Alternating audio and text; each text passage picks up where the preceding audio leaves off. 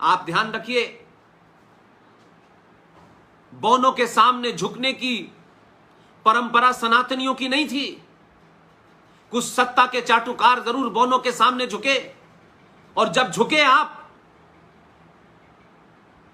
तो पूरी दुनिया में आतंक फैलाने वाले लोगों ने आपको मूर्ख बनाया,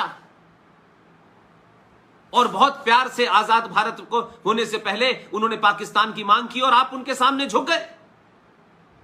लेकिन अब इस परंपरा को समाप्त होना चाहिए।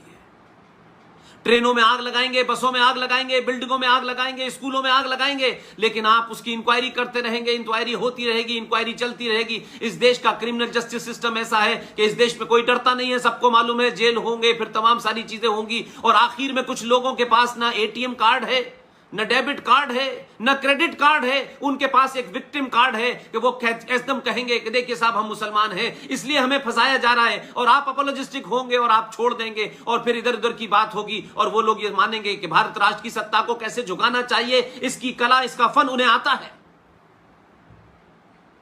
लेकिन मेरे और आपके टैक्स से पैसे से देश चल रहा है, तो ये कैसे मुमकिन है कि ट्रेनों में आग लगाने वाले बख्शे जाते हैं, बसों में आग लगाने वाले बख्शे जाते हैं?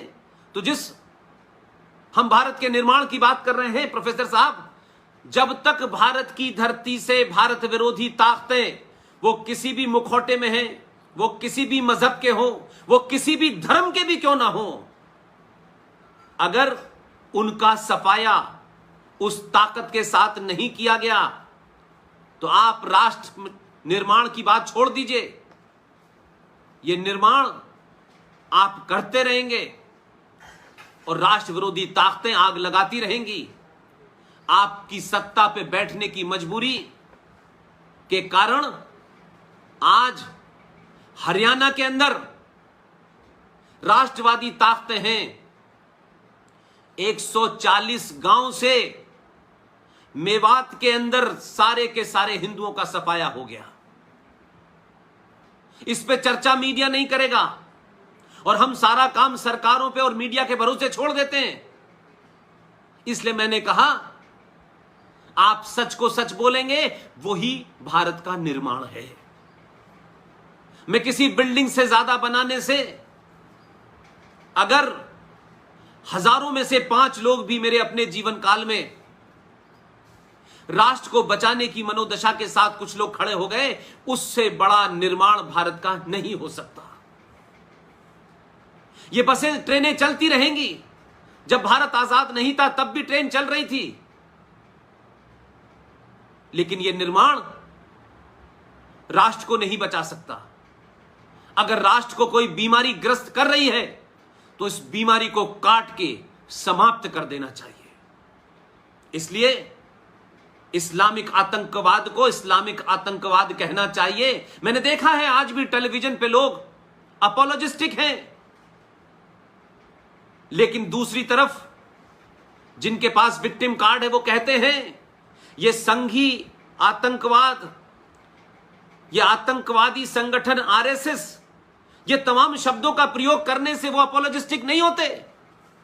ये हिंदू आतंकवाद कहने वाले अपोलोजिस्टिक नहीं होते, उनको डर नहीं लगता। लेकिन हमने महानता की चादर पहन रखी है, या कायरता उसमें छुपा रखी है कि हम सच नहीं बोलते कि इस देश में इस्लामिक आतंकवाद पूरे चरम पर है। और यह आज से नहीं है, 1000 साल से हम इस आतंकवाद से लड़ रहे हैं।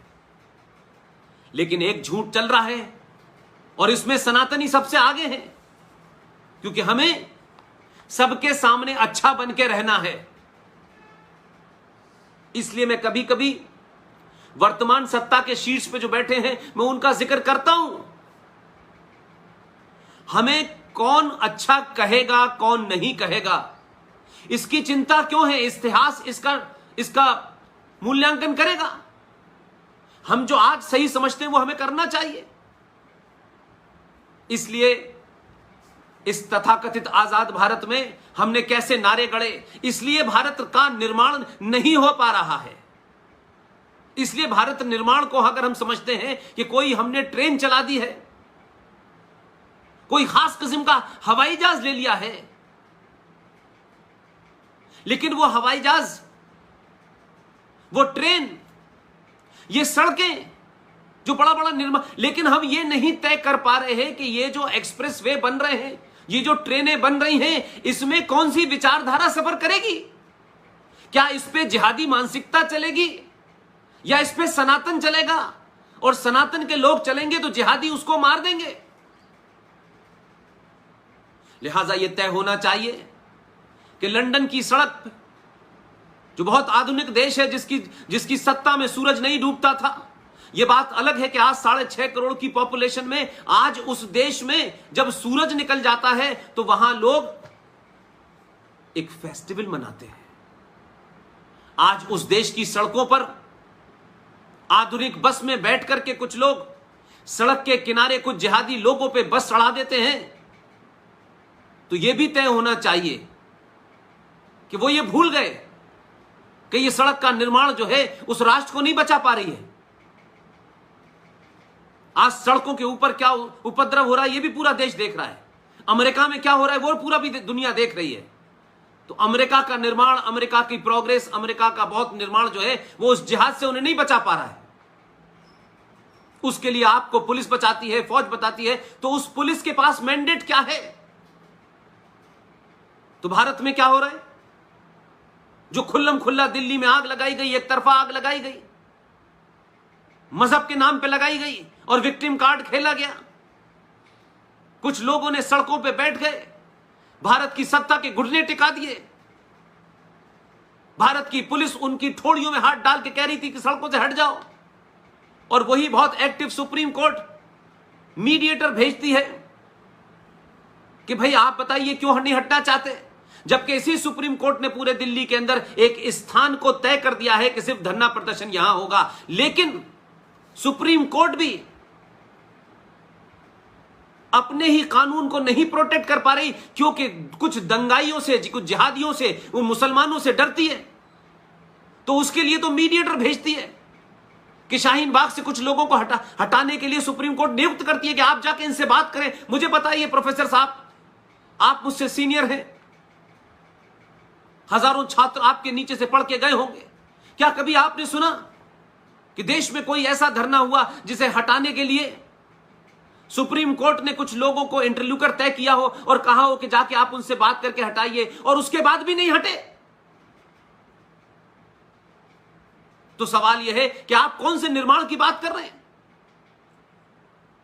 अगर 4-4 महीने इस देश के अंदर इस तरीके के धरने प्रदर्शन होंगे और आपको डराया जाएगा, संविधान का सहारा लिया जाएगा, मुसलमान होने का डर बनाया जाएगा और पूरी दुनिया के मुसलमानों को इकट्ठा किया जाएगा, बाहर से पैसा आएगा, तो फिर तो मैं समझता हूं कि इस भारत राष्ट्र को बचाना मुश्किल है।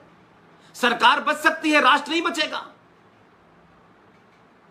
आप बताएं कि इसी दिल्ली के अंदर एक ऐसा स्थान जहां बैठ करके यह कहा गया कि यहां धरना प्रदर्शन हो सकता है, रामलीला मैदान में,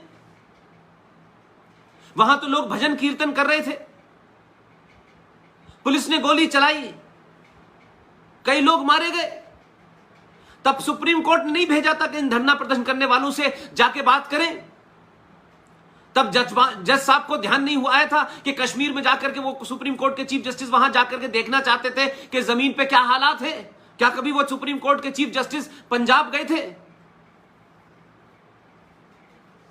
तो एक राष्ट्र को चलाने के लिए जितने भी इंस्ट्रूमेंट हैं, चाहे वो जुडिशरी हो, चाहे वो पुलिस हो, चाहे वो सत्ता हो, अगर दंगाइयों के सामने, जिहादियों के सामने, आतंकवादियों के सामने वो नतमस्तक हो जाएगी तो किसी भारत का निर्माण नहीं हो सकता। आप अपना मकान अच्छा बनवाएं, बहुत खूबसूरत आपका मकान हो, 4 बाहर गाड़ियां खड़ी हो, अगर आप उस मकान की सुरक्षा नहीं कर सकते, क्योंकि आपने सारे पैसा और सारी ताकत अपने मकान को और गाड़ियों को खरीदने में लगा दी, लेकिन आपने एक भी ऐसा आदमी निर्माण नहीं किया जो उस मकान को, उस समाज को, उस सोसाइटी को, उस देश को, उस राज्य को बचाने के लिए ताकत से आगे आए। इसलिए आज ये देश सिक्योरिटी के साए में हर छोटी छोटी बात पे पुलिस को बुलाना पड़ रहा है। और कमाल है कि लोग यहां से अमरनाथ यात्रा निकालें तो पुलिस की सिक्योरिटी लगती है, कांवड़ यात्रा निकालें तो सुरक्षा का प्रबंध होता है, कुंभ का मामला हो तो सुरक्षा का मामला होता है, दशहरा हो, राम नवमी का जुलूस हो तो भी सुरक्षा का मामला होता है। आखिर कौन लोग हैं जिनसे आपको अमरनाथ यात्रा की सुरक्षा करनी है? चलिए, आप वहां यह तर्क दे सकते हैं कि वहां पे पाकिस्तान है, वो गड़बड़ कर सकता है, लेकिन कांवड़िया तो निकल के जाते हैं, उनके ऊपर कहां से खतरा होता है? किससे खतरा होता है? और है तो हम क्यों नहीं बताते कि हमें इनसे खतरा है जो हमारे बीच में रह रहे हैं?